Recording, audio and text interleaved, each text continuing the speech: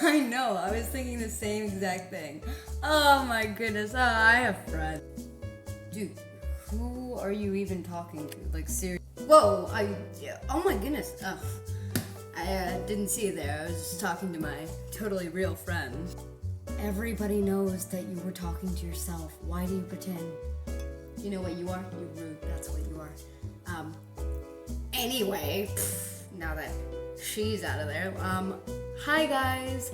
And before you say it, I know it has been a minute. Also, no one's watching, but you know, I like to pretend. I have been figuring out what I want to do, but that's all for later. Anyway, right now I wanted to talk to you guys because I wanted to say, you know, when I made this channel, I titled it The Education of Bayouche because it was sort of about me like learning how to work in the adult world, how to make friends, how to figure out taxes and stuff like that, like all the things that you don't realize are so hard until you start to do them. And right now I have a video on that specific topic, specifically how to make friends as an adult, which is honestly so much harder than making friends as a kid. I mean, when you're a kid, you got school, you got some of us, you know, church or related, you know, activities. You have, you know, family, friends that you can just sort of absorb, especially if you got multiple siblings like me. I mean, you've got so many opportunities and areas to like make friends. It's so easy. But when you're an adult, like those opportunities just aren't around. You know, I'm not in school right now, so I don't have college to help me with making friends. And other than that, basically your only friends are like the people you work with can become your friends. But right now I don't have a job, and even when I did, I only had two co-workers. Well, technically my boss and his daughter, which is kind of my boss as well. Anyway, they were both like in their, like, the daughter was like in her 30s and the father was like in his 50s. So it's like not really the prime time to make friends with a 19-year-old. So I didn't have any friends from work. Other than that, I have people from my church, but you know, you don't get the same opportunities. It's not like when you're a kid and you can just walk up to somebody on the playground and be like, hey, you want to play Power Rangers? And then, you know, no. Was that not everybody's experience? No? Just mine. Okay, it's fine. Not hurt? Not hurt at all? Anyway.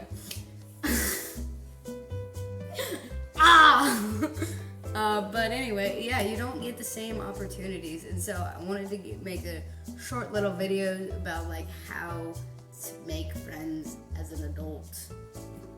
And this isn't really a how-to so much because I'm still trying to figure it out. It's just sort of a conversation with myself about ways that I could do it. So without further ado, here we go. Number 1.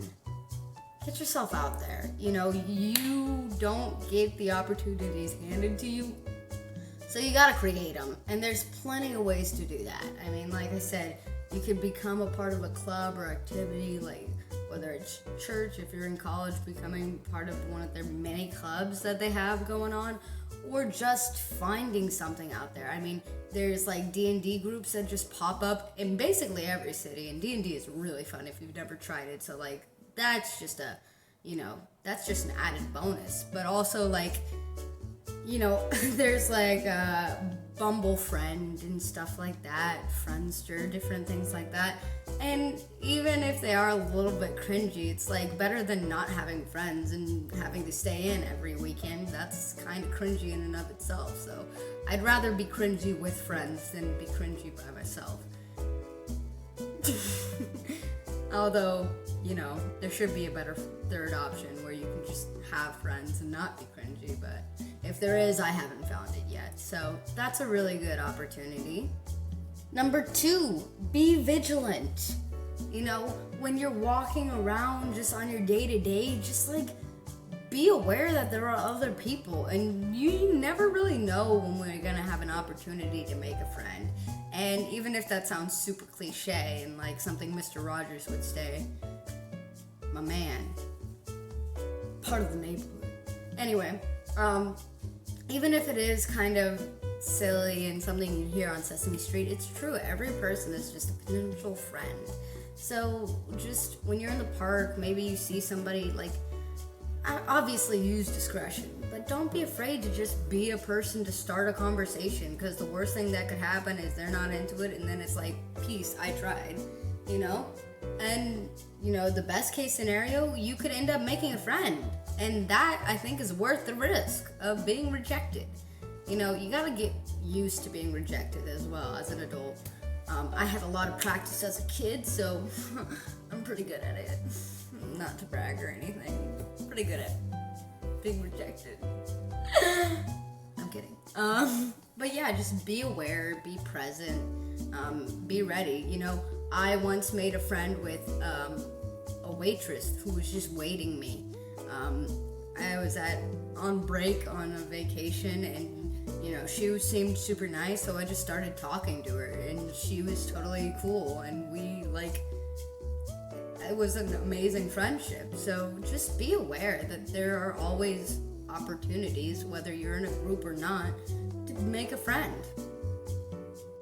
Number 3, follow up. When you're a kid, friendship is a super easy thing. Basically, in middle school, it's like, I like these bands. I also like these bands. Cool, let's be friends. And that's the whole conversation. But when you're an adult, those friendships, when you make them, are much deeper and based on something a lot more real, which is why friendships as adults are oftentimes like just better than friendships as kids. You know, when you're in school, you kind of just get lumped together with other kids, and you sort of have to decide, well, we're either friends or we hate each other. And that's how you make friends. But in the adult world, a lot of people are just ambivalent. So if you want to have a friend, you have to work at that friendship. Follow up, you know, get their Facebook Messenger, message them, make time out of your schedule to hang out with them. Because if you get super bogged down at work, they're not going to wait forever for you to be available. So you have to do the work. I mean, both sides do, but I'm talking from your perspective. You've got to do the work to make sure that that connection, you know, grows and becomes a real deep friendship. You know, you have to do it. So be vigilant. Number 4, do stuff together. What the heck? Anyway, I know this kind of works with be vigilant and stuff, but specifically, the more activities you do together, the closer your bond's gonna become. So it kind of sounds like this stuff might be better for relationships, you know, romantic relationships, but really friendship and romantic relationships have a lot of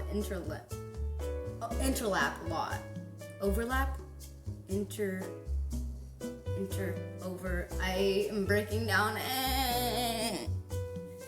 Anyway, they've got a lot to do with each other. They're very similar in a lot of ways, but specifically, take time to just appreciate how amazing having a friend is. Do stuff together. Do friend anniversaries. I know they're cringy. Do them anyway. Cringy is sometimes good, you know. Watsky, the rapper, once said in one of his songs, corniness is honesty that's wrapped in cliche. And there's a lot of truth in that. I mean, just because something is cringy doesn't mean it's bad. Do friend anniversaries, give them gifts, do little tiny things to make sure they know how much you appreciate them. And take them out once in a while. If you're in a relationship, don't let that relationship overtake your friendships. Because, you know, significant others, they come and they go. But friendships, if you work at them, they can last a lifetime. And number 5, never be afraid to rekindle a friendship. If it doesn't work out and maybe you guys stop talking for a while because work becomes, more important, or you start a relationship and forget to hang out with them, or you guys get separated by distance.